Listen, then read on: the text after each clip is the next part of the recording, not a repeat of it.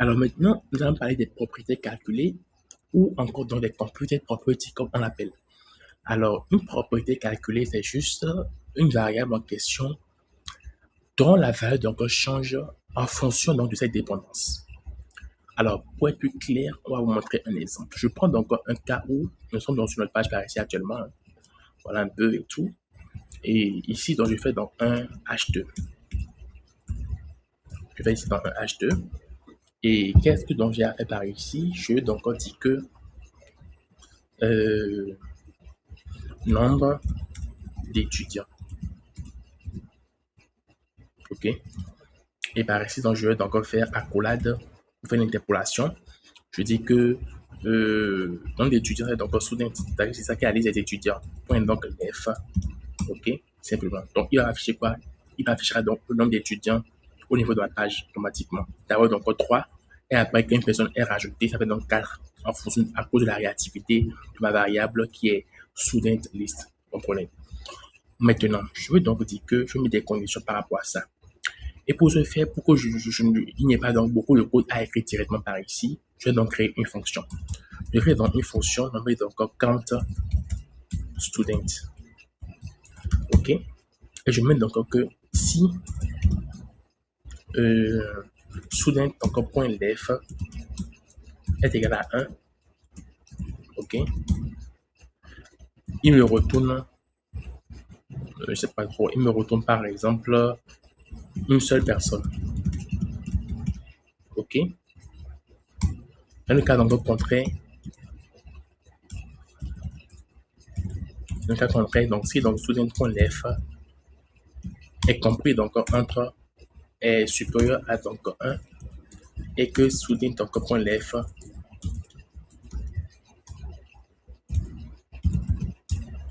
est supérieur, mais est inférieur plutôt à donc 3, il retourne en effet quoi?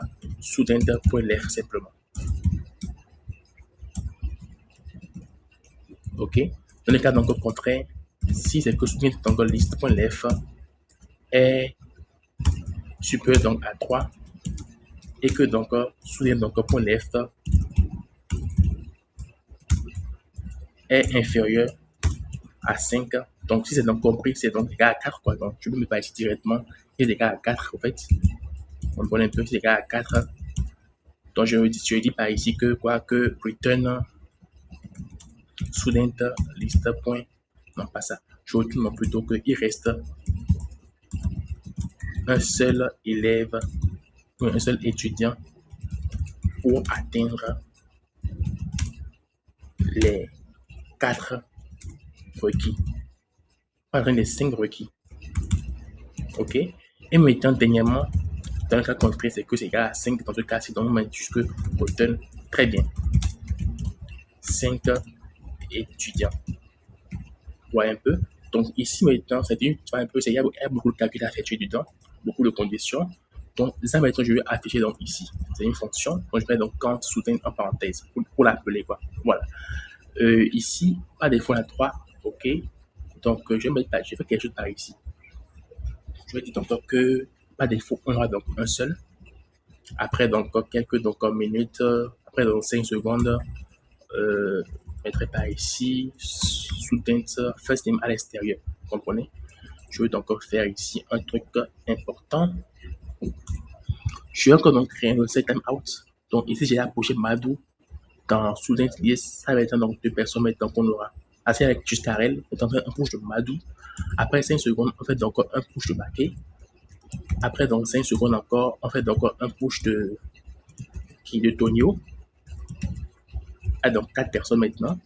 Et maintenant la 5e personne, on va mettre un push de Talia par exemple. Voilà. Donc, maintenant, pas 5 personnes dans la liste en question. Vous comprenez? Donc, voilà un peu ce que nous avons. Donc, ici, je affiche ma page en question. Ça va me dire une personne. Voilà. Alors là, automatiquement, il a tout exécuté au même moment. Il me met donc directement très bien 5 étudiants. Alors, pourquoi est-ce qu'il donc fait cela? On va bien voir. On peut mettre par ici donc C'est time out, c'est time out, c'est time out, c'est time out.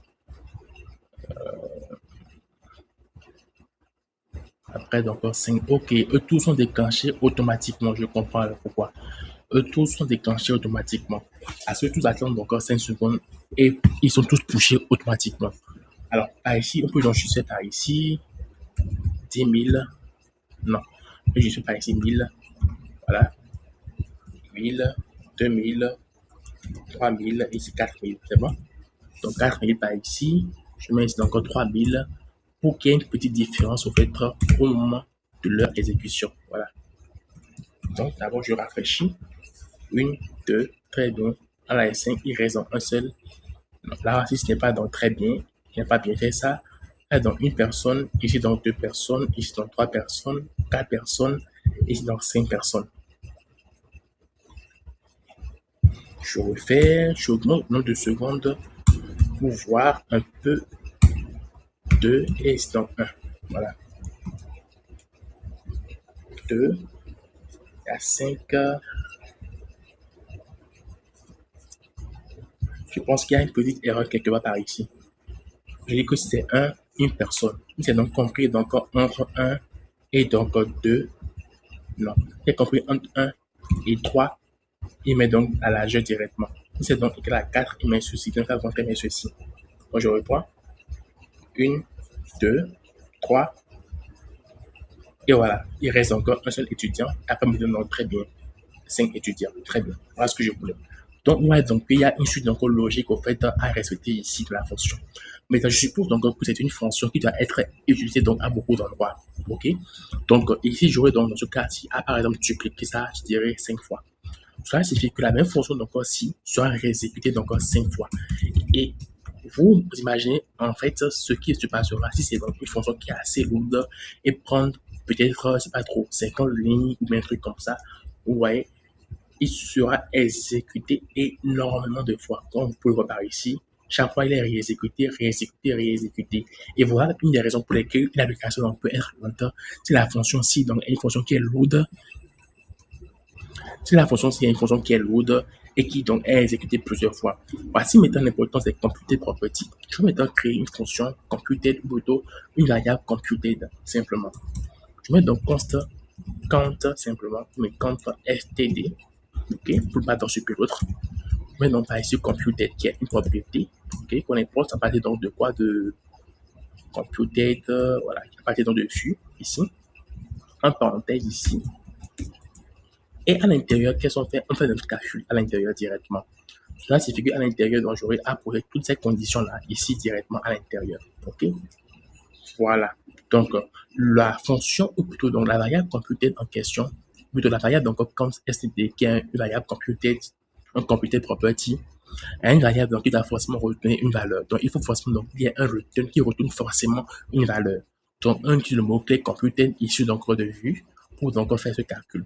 La particularité avec donc une variable computée, c'est que la variable donc aussi dépend, ou bien sa valeur donc dépend, ok, ou bien je dirais plutôt que premièrement au fait, dès l'affichage de la page au fait, les données donc ici seront calculées.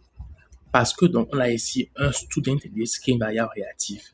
Du fait de cela, il va donc automatiquement calculer quoi? D'abord la valeur, avec la valeur donc, de départ de student list, il calcule au fait tout ce qui est ici. Maintenant, il est automatiquement réexécuté quand la variable fait dont il dépend, qui est donc dans ce cas-ci student list, est changée. Cela signifie que quand on passe donc à 2 personnes, il va donc être exécuté. À 3 personnes, il va être exécuté. À 4 personnes, il sera donc exécuté. Voilà.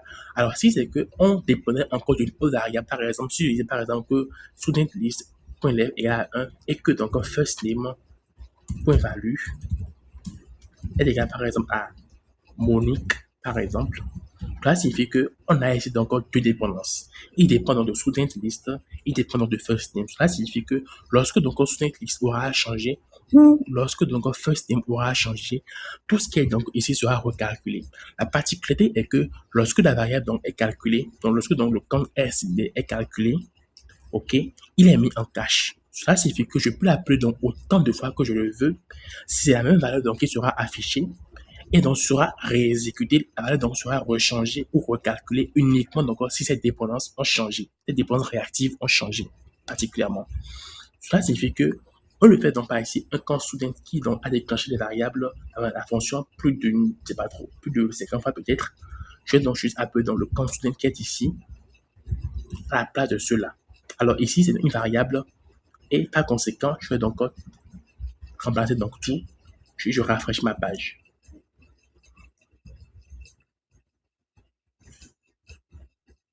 Alors, particulièrement, je n'ai pas encore mis une console à ce niveau-ci, d'où il n'y a rien qui s'affiche. Donc, maintenant, une console de count std. Voilà un peu.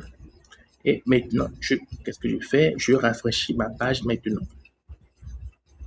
Une fois, deux fois, trois fois, quatre fois et une cinquième fois, c'est tout. Donc, premièrement, il le fait. Quand on push une valeur, il le réexécute. Quand on push une valeur, il les réexécute jusqu'à 4 fois. Là, les 5 éléments du tableau qu'on a par ici.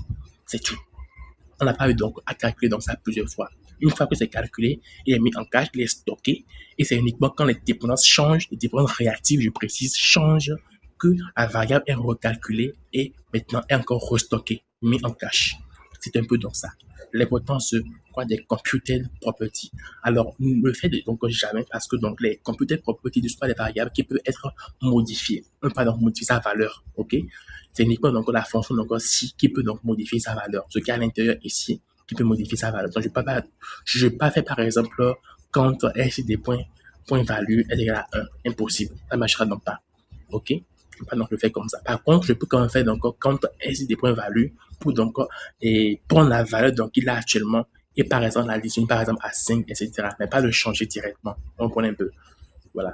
Donc ici, en faisant compte donc point value, comme S des points value, j'accède à la variable, donc à la donnée qui est stockée donc comme SID, mais je ne vais pas la modifier. Donc voilà vraiment l'importance des computer properties comme je voulais vous l'expliquer. Très important, très très important. Alors, on se retrouve à la prochaine vidéo. Merci.